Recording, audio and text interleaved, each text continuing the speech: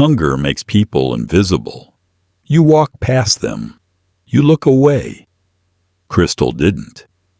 She had exactly $4 to her name until payday, a toddler pulling at her frayed hem, and a choice to make. Give a stranger her last meal, or walk away. She chose the stranger. Neon light flickered above the diner's entrance, casting a sickly green hue over the cracked pavement. Crystal zipped her coat higher. The zipper caught halfway, jamming against frayed nylon. It always did. Beside her, 4-year-old Lincoln shivered, his little mittens damp from the dirty city snow they'd trudged through for the last 6 blocks. Crystal's feet were numb. She worked at Brightway Cleaners, spending 9 hours a day pressing the collars of men who never looked her in the eye. She knew the exact cost of living in this city down to the final agonizing cent. Rent was $800. Electricity was $90. Lincoln's asthma inhaler was $45. Her mental ledger was a relentless ticking clock, and right now she had a crumpled $5 bill in her left pocket. That was Tuesday's dinner. She pulled Lincoln closer to her leg. "Keep walking, Bug," she murmured, her voice tight with exhaustion.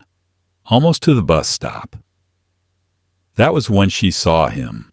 He was huddled over a subway grate, trying to catch the phantom warmth rising from the tunnels below. He didn't sit with the practiced posture of the long-term destitute. He was folded awkwardly, knees pulled sharply to his chest, arms wrapped around his shins as if trying to hold his skeleton together.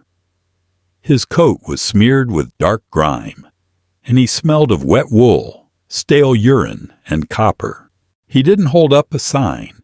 He didn't shake a cup. He just stared at the concrete between his boots with hollow, unblinking eyes. Angelo Jimenez was dying. He knew it too. A week ago, this had all been a calculated, arrogant game. Angelo, the CEO of Jimenez Global Logistics, had grown violently sick of the sycophants, the gold diggers, and the board members who smiled with perfectly capped teeth. He had wanted a wife. A real one. Someone who didn't know his net worth was north of $4 billion. So in a bout of spectacular, hubristic stupidity, he decided to play peasant. He would go off-grid, live on the streets for a week, find someone who showed him genuine kindness, not corporate deference. The streets had punished his arrogance almost immediately. On night 2, his emergency burner phone, his hidden cash, and his identification were violently stripped from him in a dark alley behind a liquor store. A knife to the ribs had convinced him not to fight back. His security detail, instructed strictly to keep a 3-mile distance and only track his phone, was useless. For 4 days, Angelo had been a ghost. He learned very quickly that the city did not care about a man's pure intentions. It cared about heat, calories, and shelter. He had none. Pride had kept him from walking into a police station on day 3. By day 6, sheer physical weakness prevented it. He was starving. His muscles were cannibalizing themselves. Crystal walked past him.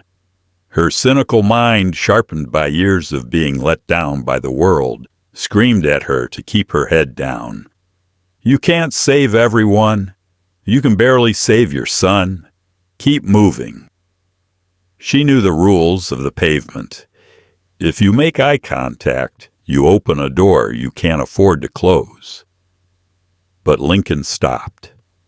The little boy pointed a damp blue mitten at the man. "Mommy, he's cold." "I know, baby, come on." Crystal tugged his hand. Angelo slowly tilted his head up. His face was smudged with soot, his lips cracked and bleeding from the winter wind. He didn't ask for help. He just looked at her. It was a look of profound, quiet defeat. It was the exact look Crystal's father had in his eyes the day the bank took their house. Crystal stopped. She closed her eyes and let out a long, rattling sigh. The breath plumed in the freezing air. Damn it.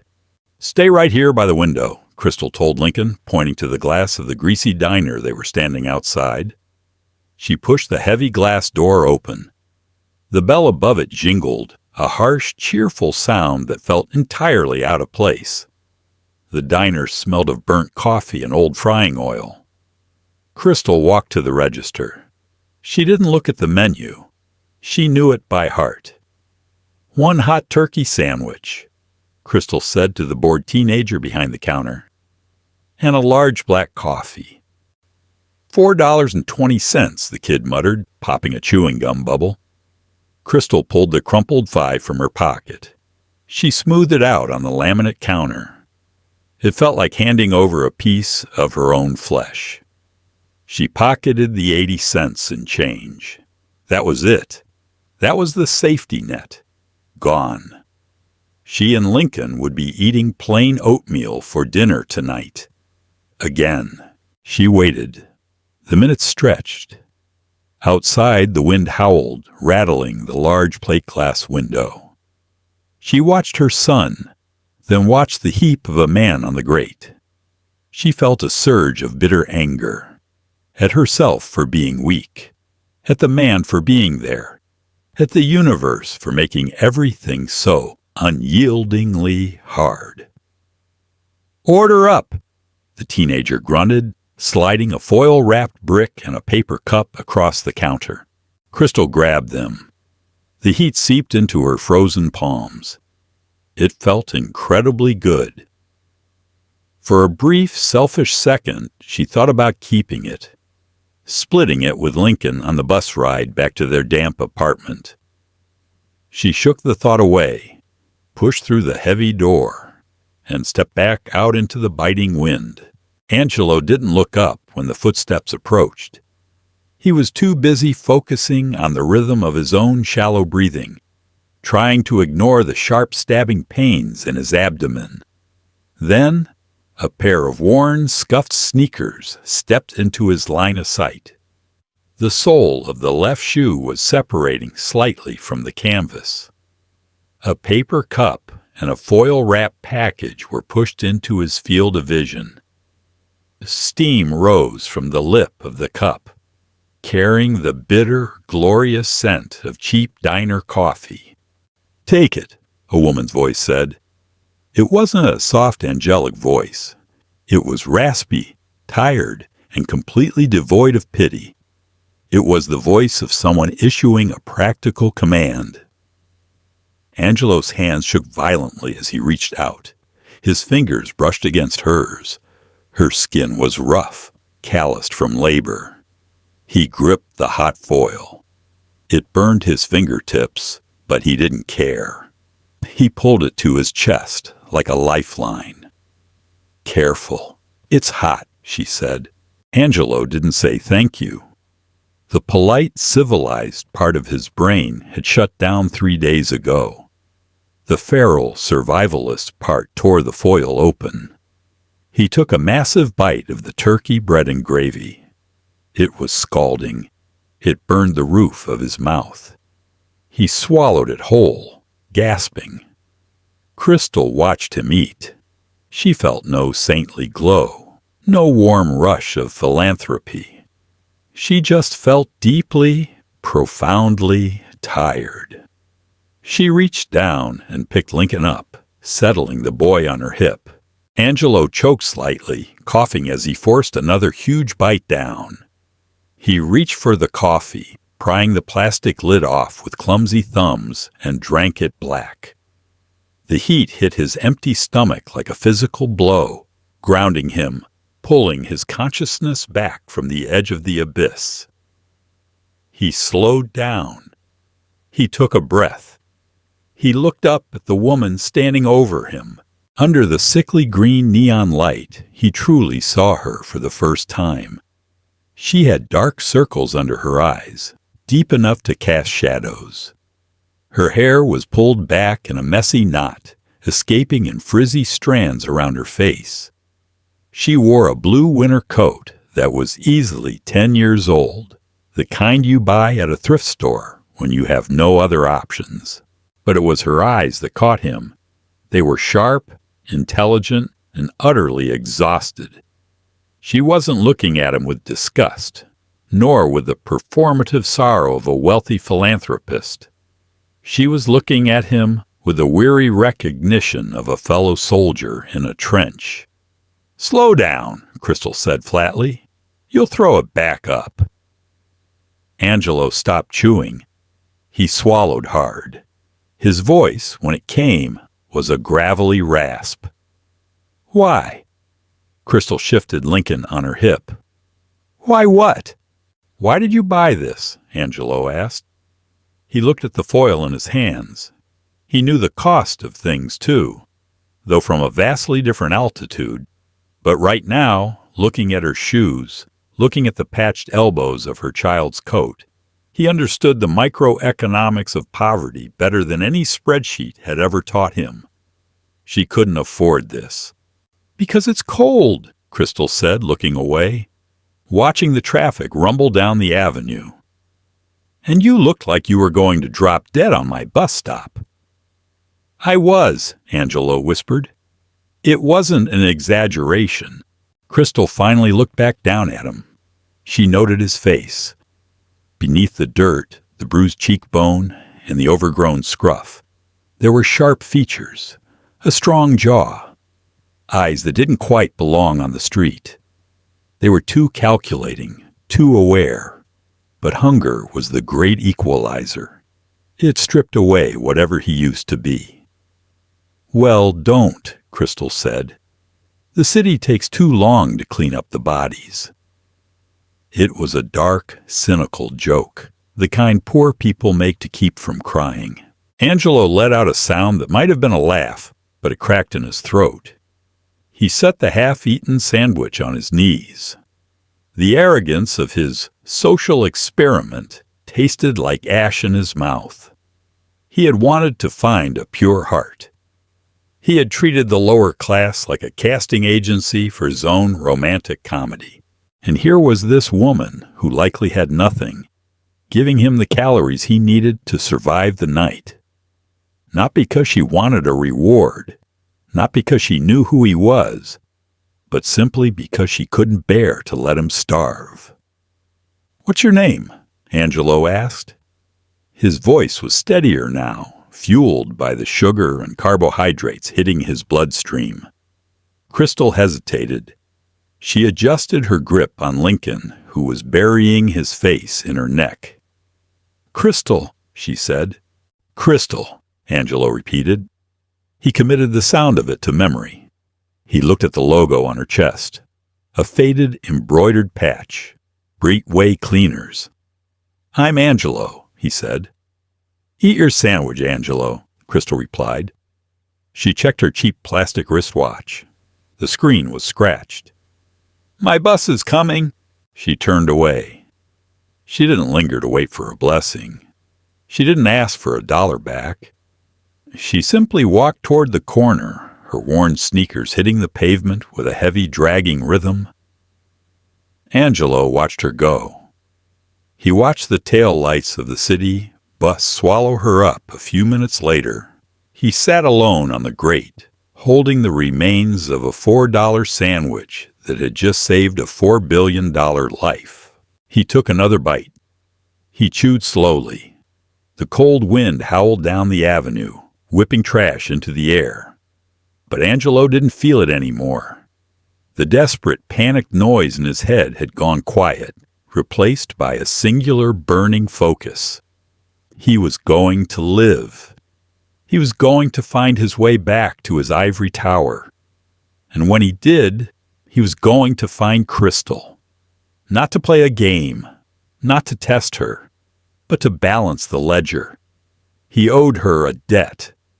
And Angelo Jimenez always paid his debts. Marble floors felt unnervingly smooth under Angelo's bare feet. He stood in the center of his penthouse living room, staring through floor-to-ceiling glass at the sprawling city skyline. It had been 48 hours since his security detail finally tracked his burner phone to a pawn shop in Queens, panicked and ready to scorch the earth. They had found him 3 blocks away, walking steadily toward Midtown, fueled entirely by $4 worth of cheap turkey and black coffee. His return to the empire had been chaotic. Board members demanded explanations. His public relations team drafted press releases about a spiritual retreat. Angelo ignored all of it. He sat in his custom-built shower for 2 hours, watching gray water swirl down the drain, unable to scrub away the phantom chill of the subway grate. His private chef had prepared Wagyu steak and truffle puree for his first meal back. Angelo had taken one look at the porcelain plate, felt a violent wave of nausea, and ordered the chef to make plain oatmeal. He ate it in silence. Every spoonful tasted wrong. It tasted unearned. He picked up a tablet from the kitchen island. On the screen was a dossier compiled by his head of security. It was incredibly thin. Crystal Martin, age 28. Single mother to Lincoln Martin, age 4. Resides in a rent-controlled apartment in the Bronx, currently 2 months in arrears. Employed as a press operator at Brightway Cleaners. No criminal record.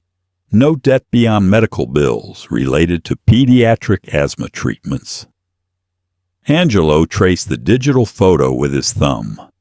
It was a DMV headshot. Crystal looked younger in it, her eyes less guarded. The exhaustion not yet permanently etched into her skin. He didn't want to send her a check. His initial impulse, the billionaire's reflex, was to wire $10 million into a trust fund and call the debt settled. But he kept seeing the worn, separating sole of her canvas sneaker. He kept hearing her flat, practical voice telling him the city took too long to clean up the bodies. Sending a faceless check felt like an insult. It was a coward's transaction. She had looked him in the eye when he was nothing but a stain on the pavement. He owed her the courtesy of doing the same. Miles away, Crystal was losing a war against a commercial steam press. Heat radiated from the massive iron jaws of the machine, turning the back room of Brightway Cleaners into a stifling sauna. Crystal yanked the lever down, her shoulder muscles burning in protest. Steam hissed violently, blinding her for a second. The air smelled of scorching cotton and harsh industrial starch. "Martin, you're lagging!" Gary, the shift manager, barked from the doorway. He was a man who enjoyed his microscopic sliver of authority far too much. He held a clipboard like a weapon. "Machine 3 is jamming again, Gary," Crystal said, wiping a line of condensation from her forehead with the back of a burn-scarred wrist. "The pressure valve is sticking." "Don't blame the hardware. Just press the shirts. You're already on thin ice after being late Tuesday." Crystal bit the inside of her cheek until she tasted copper. She had been late on Tuesday because she had stopped to feed a dying man, missed her bus, and had to walk 2 miles in the snow carrying a sleeping 4-year-old. She didn't say that. Gary didn't care about dying men or freezing children. Gary cared about quotas. "Yes, Gary," she muttered, releasing the lever. She turned to grab the next wrinkled button down from the plastic bin. Her phone buzzed in her apron pocket. She pulled it out with a damp hand. It was an automated text message from her landlord. Final notice. Balance of $1,600 past due. Eviction proceedings will commence on the 15th. Crystal stared at the glowing letters. The harsh fluorescent lights above her seemed to flicker and dim. A cold dread, completely at odds with the stifling heat of the room, settled in the pit of her stomach. The 15th was tomorrow. Panic threatened to claw its way up her throat. She gripped the edge of the metal folding table. She needed a payday advance. She needed another shift. She needed a miracle, and she knew miracles didn't happen to people who lived in her zip code. She shoved the phone back into her pocket, grabbed a blue Oxford shirt, and threw it onto the press. She couldn't afford to panic. Panic didn't pay the rent. Only the machine paid the rent. "Mommy!" Crystal snapped her head up.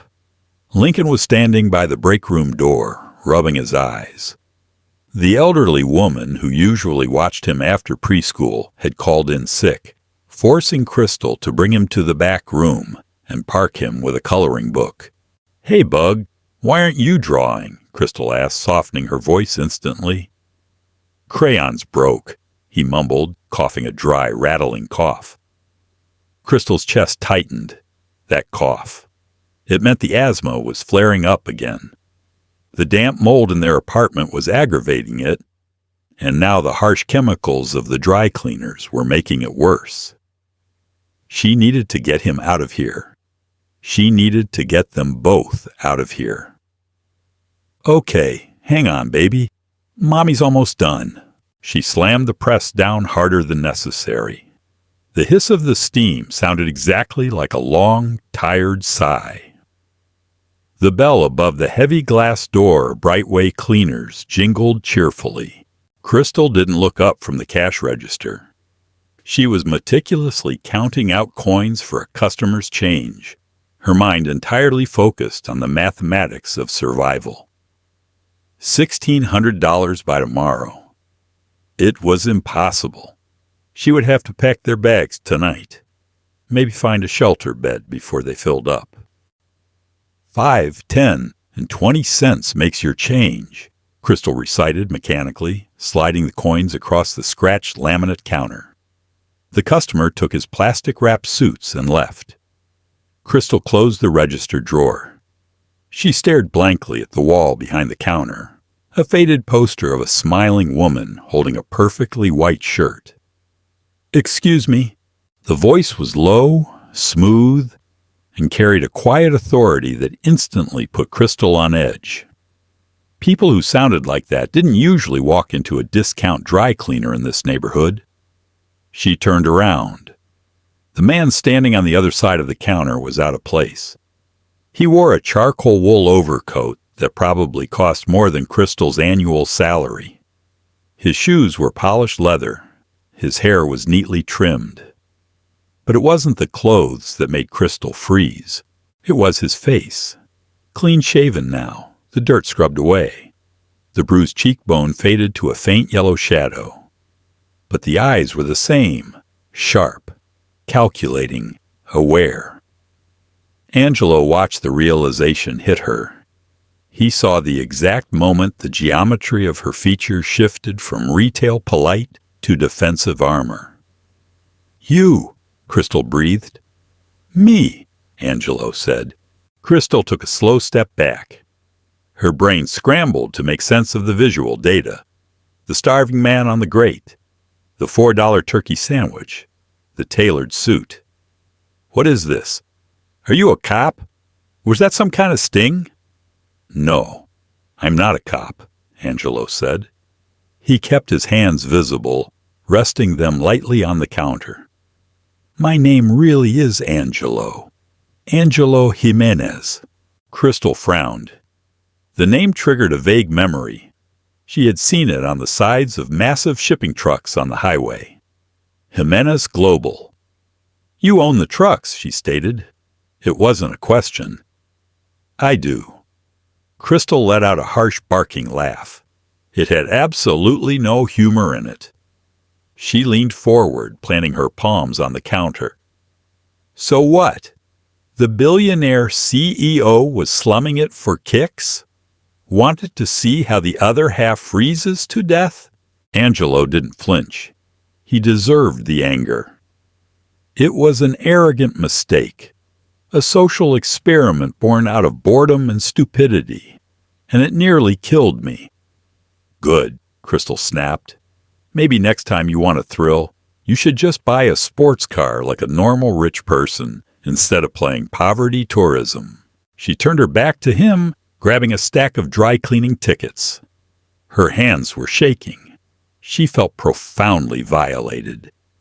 She had given this man her safety net. She had fed him from her own child's mouth because she believed he was a human being in agony. And he was just a tourist. "Crystal," Angelo said softly. "Don't," she barked, spinning back around. "Don't use my name. You got your sandwich. You survived your little game. Now get out of my store. I have real work to do." Angelo reached inside his coat. Crystal stiffened, but he only pulled out a sleek leather checkbook and a heavy gold pen. He opened it, clicked the pen, and began to write. "I didn't come here to insult you," Angelo said, his eyes on the paper. "I came to pay my debt." He tore the slip of paper loose and slid it across the counter. Crystal didn't touch it. She looked at the number. The zeros blurred together. $50,000. For a split second, the sheer gravity of the money pulled at her. 50,000. The eviction notice would vanish. The medical bills would vanish. She could buy Lincoln a coat that actually fit. Then, the cynical, hardened core of her soul roared to life. She picked up the check. She didn't look at Angelo. She slowly, deliberately tore it precisely in half, then in quarters. She dropped the pieces into the small plastic trash can behind the register. Angelo's jaw tightened. He wasn't entirely surprised, but he was unsettled. People didn't throw away $50,000. "I didn't buy a lottery ticket, Mr. Jimenez," Crystal said, her voice dropping to a dangerous whisper. "I bought a sandwich. $4.20. You want to clear your conscience? Leave a 5 in the tip jar. Keep the change." "It's not charity," Angelo protested. "It's compensation. You saved my life." "I fed a starving man," Crystal fired back, hitting the counter with her palm. "That's what people are supposed to do. You don't get to slap a price tag on basic human decency just because you have a guilty conscience. I don't want your guilt money. I earn what I keep." Angelo stared at her. The neon light from the window cast harsh shadows across her face, highlighting the dark circles under her eyes. She was exhausted, cornered, and furious, and she was completely unbribable. He had spent his entire life surrounded by people who would sell their own mothers for a fraction of what he just offered her.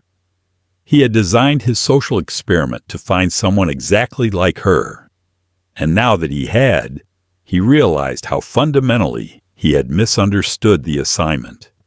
She didn't want rescuing. She wanted respect. "You're right," Angelo said slowly. He put the pen back in his pocket. "It was an insult. I apologize." Crystal crossed her arms, still glaring. "Apology accepted. Now, like I said, we're busy. My logistics company is opening a new distribution hub in the Bronx," Angelo said, not moving toward the door. "It's a massive facility. We need a community liaison, someone who actually understands the neighborhood. Someone who knows exactly how much a hot meal costs. Because my board of directors certainly doesn't." Crystal narrowed her eyes. "What are you talking about?" "I'm offering you a job, Crystal," Angelo said. His tone was strictly business now.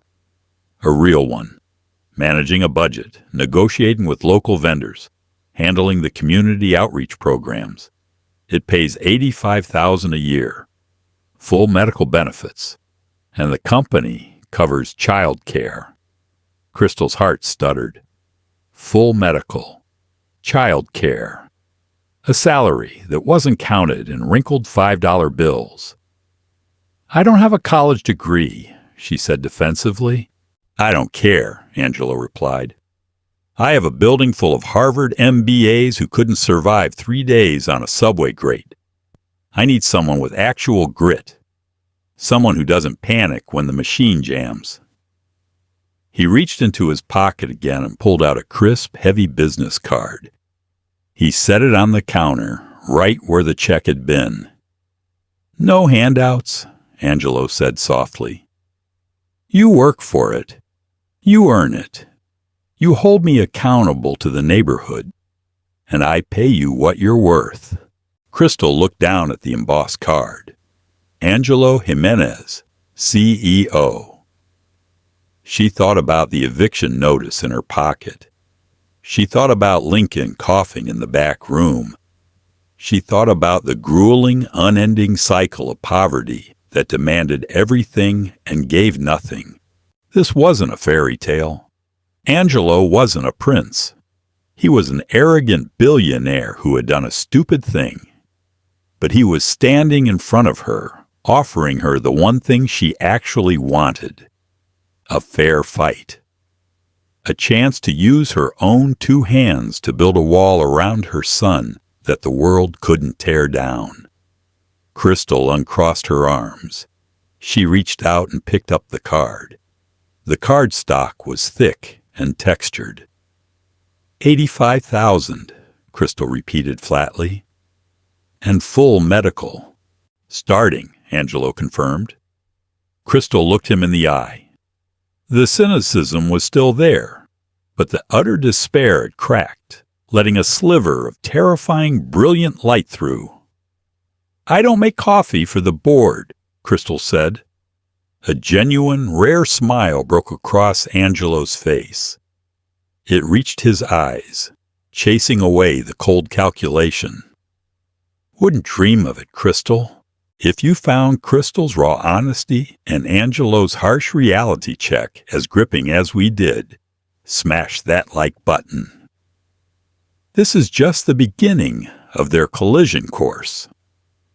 Will Angelo's billions destroy Crystal's hard-won independence, or will her grounded truth save him from his own elite arrogance?